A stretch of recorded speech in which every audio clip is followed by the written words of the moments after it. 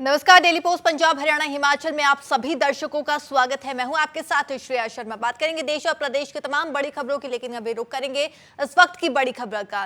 समलैंगिक विवाह को कानूनी दर्जा देने की मांग वाली याचिका पर सुप्रीम कोर्ट ने आज यानी कि 17 अक्टूबर को अपना अहम फैसला सुनाया है। आपको बता दें कि मुख्य न्यायाधीश ने कहा कि किसी व्यक्ति को उसके जेंडर के आधार पर शादी करने से नहीं रोका जा सकता है।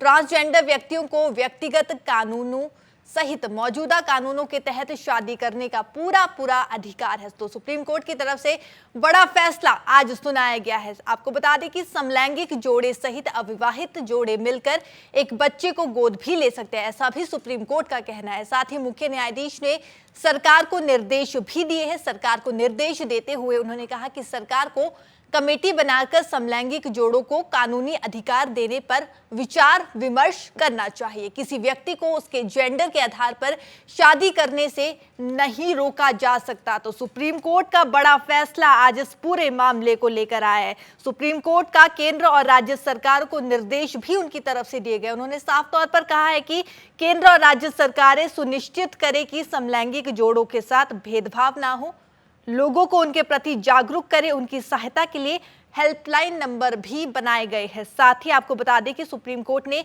यह भी निर्देश दिए हैं केंद्र और राज्य सरकार को किसी बच्चे का सेक्स चेंज ऑपरेशन तभी हो जब उसके बारे में उस बच्चे को सारी समझदारी हो, यानी कि वो सब कुछ उसके समझने के योग्य हो।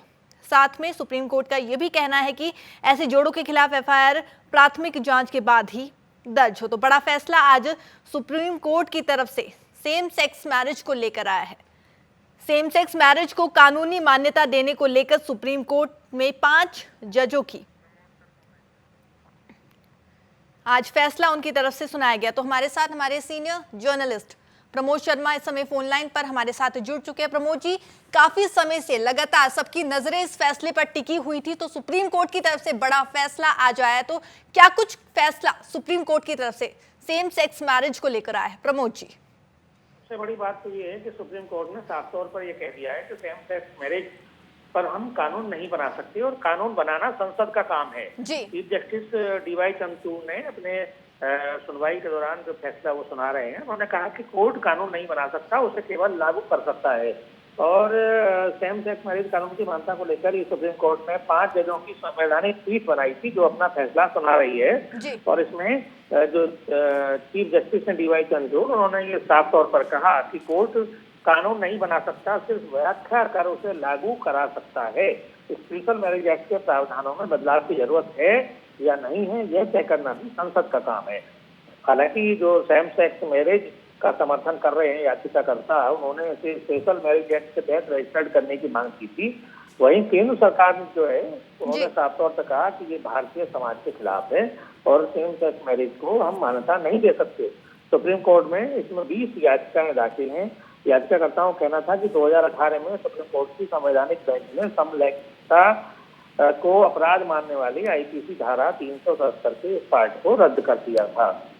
होमोसेक्सुअलिटी सिर्फ अर्बन एरिया तक सीमित नहीं है। इस मामले में चीफ जस्टिस ने ये भी कहा, उन्होंने कहा कि देखिए ये अब अर्बन क्लास मुद्दा नहीं है, ये सिर्फ अंग्रेजी बोलने वाले और अच्छी जॉब करने वालों तक भी सीमित नहीं है, ये गाँव में भी हो सकता है। और लेकिन उन्होंने ये बात कही कि हम इसमें कानून नहीं बना सकते और ना ही हम इसको मान्यता दे सकते हैं। हाँ, ये जरूर है कि जो सेम सेक्स जुड़े जोड़े हैं, जो उनकी सुरक्षा का जहाँ तक सवाल है, तो वो राज्य सरकार और पुलिस को ये निर्देश जरूर दे सकते हैं। और कोर्ट ने समय समय पर निर्देश दिए भी हैं कि उनके जो मूलभूत अधिकार हैं उनसे उनको वंचित नहीं कर सकते आप, और उनको जहाँ तक सुरक्षा तमाम जगह मांगी जाती है उनको सुरक्षा भी उपलब्ध कराई जाए। उनके जो कानून है, जो कानूनी उनके अधिकार हैं, उनसे हम उनको वंचित नहीं कर सकते। और चीफ जस्टिस ने बात ये भी कही है कोर्ट रूम में जब उन्हें फैसला सुनाते हुए कि ट्रांसजेंडर महिला को एक पुरुष से शादी करने का तो अधिकार है, उसी तरह ट्रांसजेंडर पुरुष को भी महिला से शादी करने का अधिकार है। इसको हम जरूर स्वीकार कर सकते हैं। हर व्यक्ति को अपना पार्टनर चुनने का अधिकार है, अपने लिए अच्छा बड़ा समझ सकते हैं। आर्टिकल 15 से ओरिएंटेशन के बारे में भी ये हमें बताता है। ठीक है प्रमोद जी, शुक्रिया तमाम जानकारी के लिए। तो हमारे सीनियर जर्नलिस्ट ने हमें इस मुद्दे को लेकर, इस मामले को लेकर तमाम जानकारी दिया। और आपको बता दें कि सुप्रीम कोर्ट का केंद्र और राज्य सरकारों को निर्देश भी साफ तौर पर उनके निर्देश उन्हें दिए गए हैं और फिलहाल सुप्रीम कोर्ट की तरफ से इस पर कार्यवाही लगातार जारी है। सुप्रीम कोर्ट का साफ तौर पर यही कहना है कि सेम सेक्स मैरिज पर कानून बनाना संसद का काम है। और आपको बता दें कि सुप्रीम कोर्ट की कार्यवाही लगातार इस मुद्दे को लेकर जारी है। साफ तौर पर सुप्रीम कोर्ट ने यह कहा है कि सेम सेक्स मैरिज पर कानून बनाना संसद का काम है। तो वही चीफ जस्टिस ने भी ये कहा है कि कोर्ट कानून नहीं बना सकता, उसे लागू जरूर करवा सकता है। तो अभी सुप्रीम कोर्ट की तरफ से इस मुद्दे को लेकर, इस मामले को लेकर कार्रवाई लगातार जारी है। सेम सेक्स मैरिज को कानूनी मान्यता देने को लेकर सुप्रीम कोर्ट में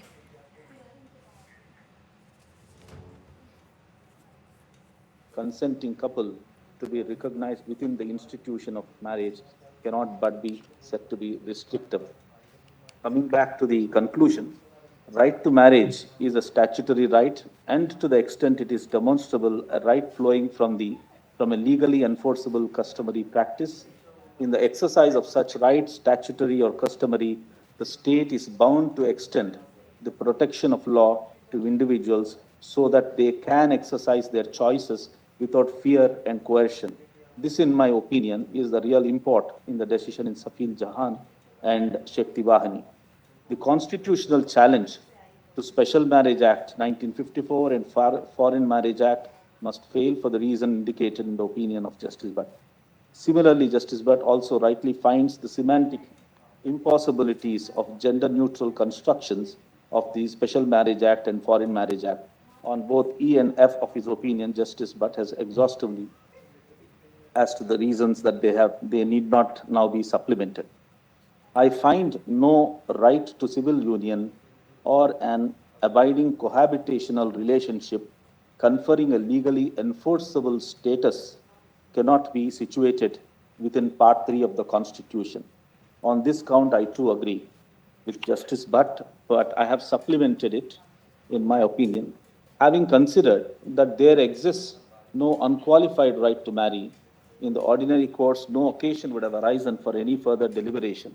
However, as the learned Chief Justice, in his opinion, has arrived at a conclusion that there exists a constitutional right to a union or an abiding cohabitational relationship, it is necessary for me to express my opinion on this newfound construction.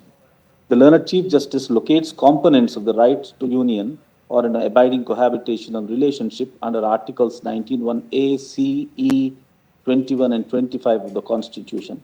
In my opinion, it would not be constitutionally permissible to identify a right to a union or an abiding cohabitational relationship mirroring the institution of marriage. The learned Chief Justice identifies tangibles and intangible benefits, that is, bouquet of entitlements that arise from state recognition and regulation of marriages. The Chief Justice further opines that the right to marriage is not fundamental.